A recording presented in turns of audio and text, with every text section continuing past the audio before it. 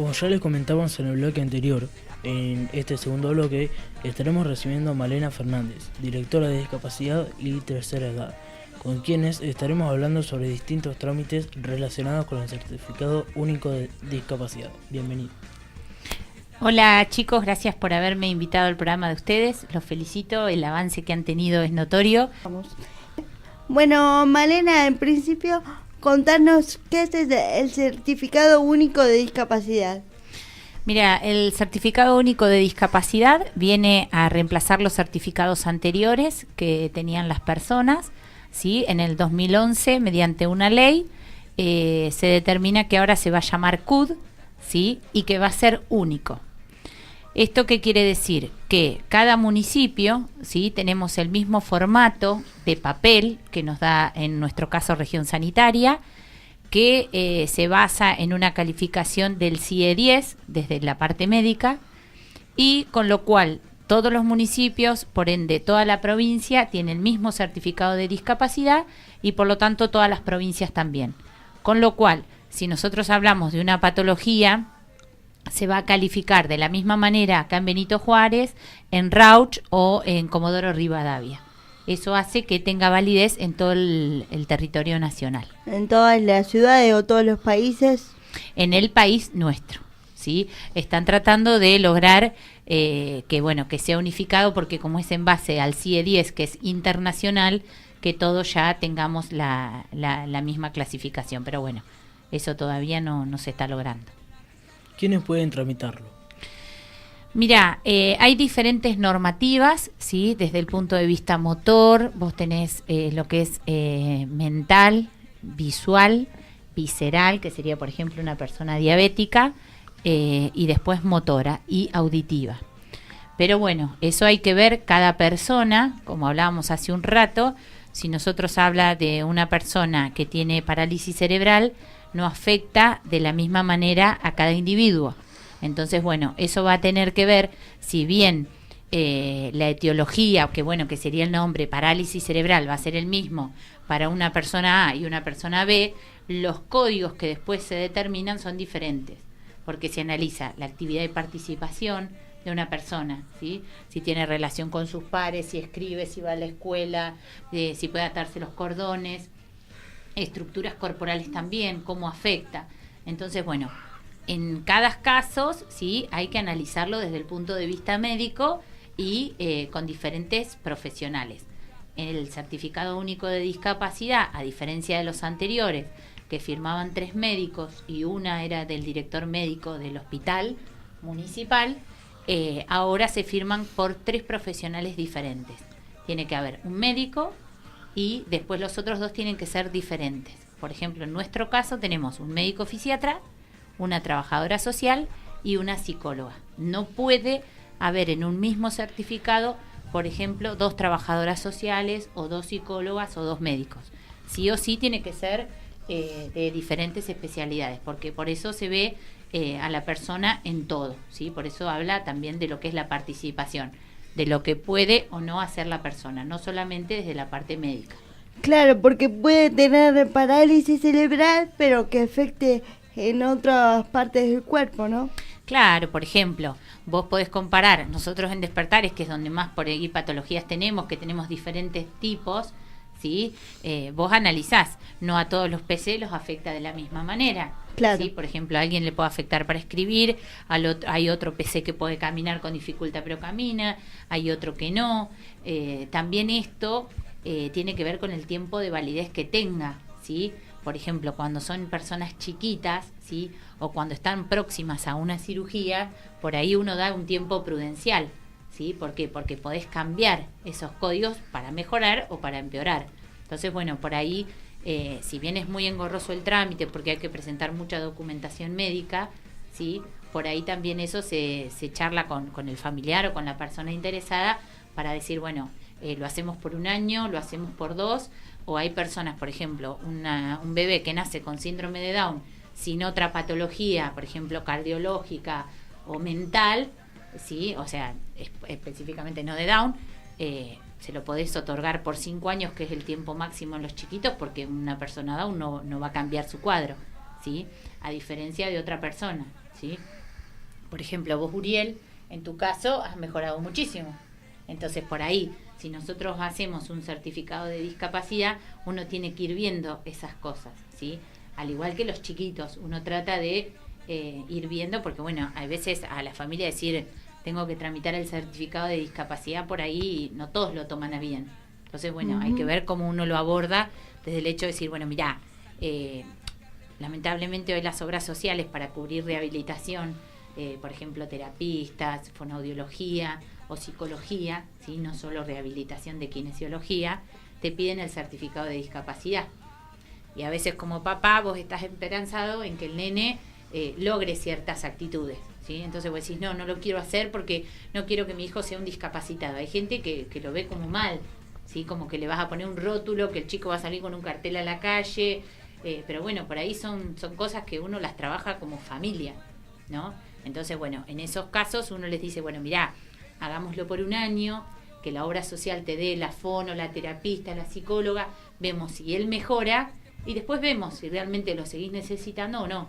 Porque bueno, es el problema que tenemos hoy por hoy con las obras sociales. Claro, depende de la mejoría o no del paciente, ¿no? Claro, pero en algunos casos es como contradictorio, porque por ejemplo, una patología auditiva califica hoy por hoy con estas nuevas normativas que cambiaron hace 3 años, si tenés los 2 oídos afectados, ¿sí? Entonces vos capaz que perdiste la audición de un solo oído, entonces no calificás para el certificado. Entonces las obras sociales por ahí no te dan el audífono. Si vos no usás el audífono, empezás a empeorar con el otro oído. Entonces después directamente perdiste los 2 oídos. Entonces bueno, por ahí es como que todavía no estamos muy de acuerdo con estas normativas nuevas. Cada vez que se nos permite, mandamos nosotros nuestros comentarios de lo que nos va surgiendo con las personas que nosotros tenemos en Juárez. O sea que tenés que tener un 70-90% de la discapacidad.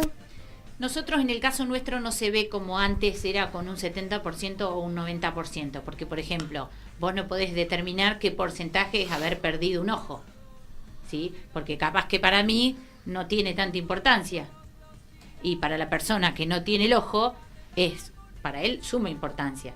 Entonces el certificado nuestro, te vuelvo a repetir, no se mide en porcentaje, ¿sí? Entonces se evalúan, bueno, por ejemplo, a vos te falta una pierna, esa pierna, ¿qué cosas te permite hacer y qué cosas no? Entonces cuando vos empezás a llenar un montón de planillas, ¿sí? En base a la entrevista también, porque muchas cosas tienen que ver, si por ejemplo vos vivís solo, si no vivís solo, cómo es tu entorno, ¿sí? Porque también el entorno te discapacita en el momento de que vos hay cosas que no podés hacer, ¿sí? Nosotros por ahí en Juárez tenemos otro tipo de realidad. La mayoría de nuestros chicos están integrados, pueden ir al colegio, a las plazas, al restaurante, a bailar, ¿sí? Hay chicos que están en un edificio en Buenos Aires que las sillas de ruedas no les entran en el ascensor. Entonces prácticamente es imposible que esos chicos salgan de su casa. Y vos decís, hoy, en el siglo XXI, esas cosas no pueden pasar. Y pasan, ¿sí? O sea, hay veces que se conectan únicamente por las redes sociales. Los dejé sin palabras. No, te estamos escuchando muy atentamente, que seguramente la gente también. ¿Eri? ¿Qué se necesita para tramitarlo? Mirá, por lo general lo que nosotros pedimos primero, la Junta Evaluadora siempre funciona los jueves, ¿sí? En Secretaría de Salud, de las 8 de la mañana a las 12. Nosotros solicitamos siempre una entrevista previa. ¿Por qué? Porque, por ejemplo, vos vas a tener que ir al médico y vas a tener que renovar todos tus estudios médicos. Entonces, por ahí hay planillas, que nosotros llamamos planillas adjuntas, que a nosotros nos piden de auditoría. Por ejemplo, si vos tenés un problema de columna, el médico no me tiene que escribir en esos papeles que ellos tienen, en los recetarios, ¿vieron esos de federación? O a veces algunos médicos tienen alguno más bonito, o una clínica privada. Yo necesito que lo mismo que escribe ahí me lo escriba en una planilla que es nuestra, que dice todos los requerimientos que nosotros necesitamos. Entonces, por ahí capaz que vos fuiste a tu médico, que lo ves una vez por mes y no tenés esa planilla. Y cuando venís, nosotros te decimos, no, mira, pero yo necesito que vos me lo llenes en esta. ¿Entendés? Entonces, lo que nosotros pedimos primero es que siempre se acerquen a la primera entrevista a Secretaría de Salud los jueves. Ahí charlamos, ¿sí? Se les explica todo lo que necesitan. Entonces, cuando la persona vuelve por segunda vez, ya tiene todo, ¿sí? También pedimos por lo general que cuando vayan se acerquen con los estudios, ¿sí? ¿Por qué? Porque hay estudios que no pueden superar los 6 meses, ¿sí? Entonces nosotros también tenemos que ver qué tipo de patología y si realmente se justifica o no pedirle determinado estudio a una persona. En esos casos nosotros nos hacemos cargo como junta evaluadora en caso de algún problema. Nos pasó una vuelta con una persona síndrome de Down que como nuevo requerimiento se pide el estudio genético. Era una persona de más de 70 años, con lo cual consideramos inviable, si durante 70 años no le hicieron el estudio genético, mandarlo nosotros a hacer semejante estudio. Bueno, en ese caso la doctora Timpanaro respaldó, ella como secretaria de salud, que nosotros lo que estábamos diciendo considerábamos que no era algo necesario, y bueno, obviamente que se le otorgó igual el certificado de discapacidad con un diagnóstico médico. Víctor, ¿Cómo se tramita? ¿a dónde se tramita? Es lo que estábamos charlando, Lo que tienen ¿no? que hacer es ir a Secretaría de Salud, ¿sí? Los jueves de 8 a 12, por lo general funciona de 8 a 12, están las chicas, pedimos que vayan a las 8 por horario de llegada, cosa que después cuando ya terminan de atender pueden empezar a lo que es codificar y trabajar tranquila, porque bueno, lo que dice la entrevista se llenan todas las planillas, pero después lleva un tiempo prudencial, porque uno tiene en sus manos el decir esta persona califica o no, con lo cual pasa a tener algunos beneficios y el que los tiene deja de tenerlos. Entonces bueno, es algo que hay que hacerlo con mucha seriedad y no se puede hacer en 5 minutos. Claro. Malena, ¿el trámite tiene algún costo? No, el costo no tiene ninguno, solamente a la persona lo que le lleva a hacer su parte médica. Por ejemplo, si tiene que hacerse una persona diabética, análisis de laboratorio, bueno, se verá dónde lo puede hacer y eso. Pero no, hacer el certificado de discapacidad no tiene ningún costo. ¿Qué vigencia tiene ese certificado? Mira, cuando son personas menores de 14, el periodo máximo que vos se lo podés otorgar es por 5 años. Y después, cuando son mayores de edad, vos lo podés hacer por 10 años. Pero lo que nosotros decimos es que cuando cambia esa situación, la persona se acerque y empiece a renovarlo. Porque, ¿qué pasa? Vos cuando vos tenés el certificado de discapacidad, vos vas por lo general a tu obra social, ¿no? Nos pasó con una persona con problemas cardiológicos que PAMI le brindaba toda la medicación. Cuando después él empezó a tener Parkinson, en su momento PAMI le siguió dando la medicación hasta que un día fue y PAMI le dijo, no, yo no te doy esta medicación porque vos tu certificado solamente dice problemas cardiológicos. Con lo cual tuvimos que hacerlo todo de corrida porque la medicación era muy cara, hacer todos los trámites y los papeles muy rápido. Entonces, en esos casos, nosotros lo que le decimos a la gente siempre en la entrevista y cuando se le otorga el certificado, es que cuando cambia algo, ¿sí?, dirigirse, entonces automáticamente hay que dar de baja porque lleva un código de barra. O sea, el certificado ahora está registrado en el Ministerio de Salud, es único para cada persona, o sea, cada persona tiene su código de barra, entonces hay que dar de baja ese nuevo y otorgar el que decimos ahora. Al tener el certificado de discapacidad, ¿es posible acceder a una pensión por invalidez? Mirá, por lo general sí, son trámites diferentes. El certificado de discapacidad lo otorga el Ministerio de Salud y las pensiones las otorga el Ministerio de Desarrollo Social. Con lo cual, tener certificado de discapacidad te ayuda para tener la pensión por invalidez.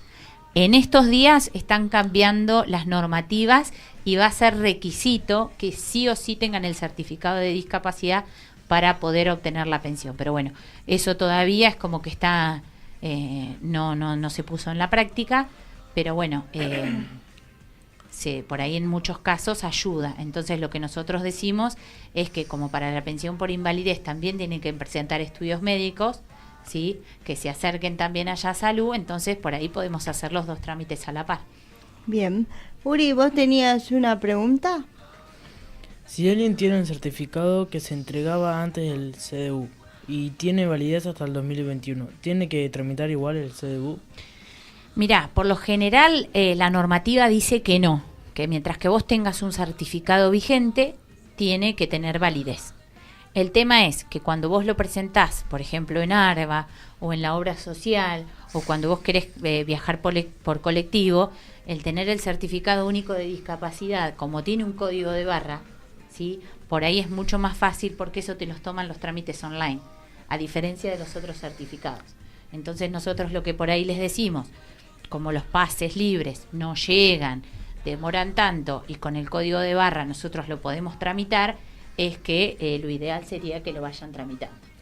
Pero bueno, la ley dice que mientras que el certificado esté vigente, lo tienen que aceptar en todos lados. Pero bueno, lamentablemente no está pasando. Malena, ¿cómo se tramita la pensión? Mirá, hoy por hoy han cambiado, ¿sí? Llegó hace 15 días una normativa ANSES y se va a tramitar a través del certificado médico oficial, que es diferente al certificado único de discapacidad. Bueno, eso se va a hacer. Antes se hacía un expediente, lo veía un médico, ¿sí? Acá era muy común que lo hacía una persona que era Belkis en desarrollo social. Ella iniciaba un expediente, se mandaba toda la parte médica que la persona llevaba, eso se enviaba a Tandil, en Tandil le daban curso hacia La Plata y ahí veían el tribunal si se otorgaba o no la pensión.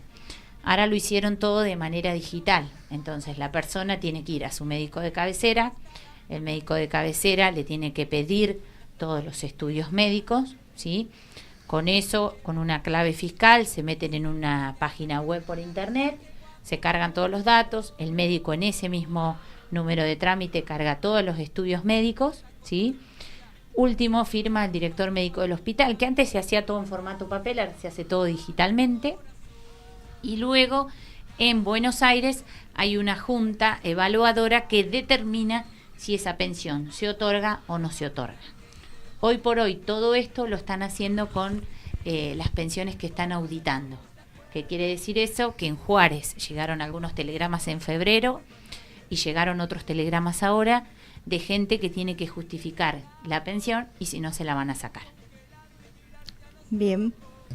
¿A qué otros beneficios se puede acceder con el certificado de discapacidad? Por ejemplo, tarifas sociales en los servicios. Mira, por lo general nosotros el beneficio que más vemos es con las obras sociales, la persona que tiene obra social, la prestación es del 100% en lo que es rehabilitación y lo que la persona necesite, ¿sí? Transporte para ir a un centro de día o que le pague un hogar, una silla de ruedas, anteojos, o sea, la idea es, y la ley dice, que para una persona con discapacidad lo que es rehabilitación es el 100%. Después tenés beneficios para la persona que tiene auto, ¿sí? Vos vas a ARBA, cada institución como Camusi, como la cooperativa eléctrica, tiene diferentes cosas que te piden, ¿sí? Pero bueno, es derecho de la persona acceder a la tarifa social de Camusi, que también te piden, entre otras cosas, que el medidero esté a nombre de la persona o del familiar, porque por ejemplo cuando es un chiquito no van a tener un medidor a nombre de ellos. Entonces bueno, en ese caso llevan la partida de nacimiento, cada institución les pide. Después la cooperativa eléctrica lo mismo, las patentes en el caso de ARBA, y también tienen beneficios en lo que es espectáculos públicos, ¿sí? O por ejemplo ir a partidos de fútbol en Buenos Aires. Cada uno pone, por ejemplo nosotros acá en el cine no tenemos un cupo de personas, decir bueno, hoy a esta película entran 10 personas con discapacidad y el resto afuera. No, cuando ha hecho la cooperadora del hospital que hace los eventos allá enfrente a Despertares tampoco hemos tenido ese problema. Pero si vos vas a una cancha de fútbol, por ejemplo, de River, te ponen dentro de las normativas, ¿sí?, que las personas con discapacidad que tienen prioridades son los que son afiliados a River. Malena, ¿el CUT posibilita acceder a una asignación familiar? Sí, a una asignación familiar por hijo con discapacidad, en el caso de las personas que no trabajan, ¿sí?, y a las personas que trabajan también, ¿sí?, en cualquiera de los dos casos. En uno se tramita en ANSES y el otro vos le presentás a tu empleador el certificado de discapacidad. En algunos casos no solamente no necesitan el CUD. Por ejemplo, cuando yo trabajaba en educación nos pedían un sobre cerrado, que me acuerdo yo lo entregaba en consejo escolar, en el cual ni siquiera lo leían acá. O sea, era muy privado, que vos ponías que justificabas la discapacidad. Hoy por hoy el CUD ha hecho darle como más transparencia y más legalidad, ¿sí? ¿Por qué? Porque es lo que te decía yo antes, es como que tenemos todos el mismo código. Si vos me preguntás qué certificados hay con fecha de antes del 2021, yo hoy no te puedo decir. ¿Por qué? Porque antes venían desde región sanitaria, se emitían y no figuraban, ¿sí? Por ejemplo, mandamos 300 papel, nosotros ahora se llama papel moneda, 300 papeles a Juárez, ¿sí? Hoy por hoy, si nosotros entramos en el sistema, sabemos cuántos certificados hemos hecho a partir del 2011, porque nosotros tenemos la utilización del papel moneda, en el cual a la única que vienen es a nombre mío, y yo tengo que hacer una nota cada vez que pido, justificando por qué pido determinados papeles. Todo eso hace a que no haya certificados truchos. Acá en Juárez no pasa, pero bueno, si nosotros vemos en la tele, truchan los estacionamientos, los pases libres, los certificados, y bueno. Sí, todo. totalmente. Entonces, bueno, eso ha hecho que, bueno, ya sea las empresas de transporte, hoy por hoy tampoco quieran vender los pases a las personas, y bueno, lamentablemente, como hablábamos hace un rato fuera del aire, no tenemos a nadie del Ministerio de Transporte que represente en Benito Juárez, entonces bueno, por ahí los que podemos nos hacemos un poco cargo, pero bueno, cada ministerio tiene sus normativas, como yo te puedo decir, yo de salud es en el ministerio al cual respondo, ¿sí? Entonces te puedo decir, mira, lo que pedimos nosotros es esto y por qué, ¿sí? En el caso de las pensiones, porque por ahí con Marita Risi trabajamos mucho en conjunto y bueno, la idea es que tratar de solucionar a las personas, que es lo que nos está pasando ahora con el certificado médico oficial, ¿sí? Que fue todo como muy nuevo para nosotros. Primero llegó la normativa, a las personas los telegramas, y después a nosotros cómo se iba a tratar el tema. Entonces como que el primer día fue todo un shock, y bueno, tenemos que pensar que las personas, el otro día fue una señora, los jueves, que si bien nosotros no tenemos que ver con el certificado médico oficial como junta evaluadora, yo lo dije el jueves pasado y no hay problema si vienen este jueves, hasta que la gente se vaya adaptando de cómo se tramite todo, no tenemos problema en asesorar. De hecho lo hacemos a veces, como asesorar en un trámite de PAMI, de IOMA, que si bien no es nuestra tarea, entendemos que la persona con discapacidad o el familiar a veces está desbordado o fue a la obra social y no le entendió lo que querían decirle, porque a veces te hablan con términos raros o términos médicos y vos saliste ahí con los nervios, no entendiste nada. Sí, es muy normal que pase. Bueno, una señora fue y cuando recibió el telegrama tenía presión y ese día estaba descompuesta, y seguramente porque ha estado con presión. ¿Por qué? Porque ella entendía que la pensión para ella, si se la sacaban, se sentía desesperada y no había manera de calmarla. Estábamos con los médicos diciendo que de todas las maneras posibles estamos todos trabajando juntos, el Hospital, Desarrollo Social y nosotros, para tratar de solucionarle a las personas lo mejor que podamos. Pero bueno, a veces el susto y el afán de decir tengo pocos días es feo, fue una situación fea.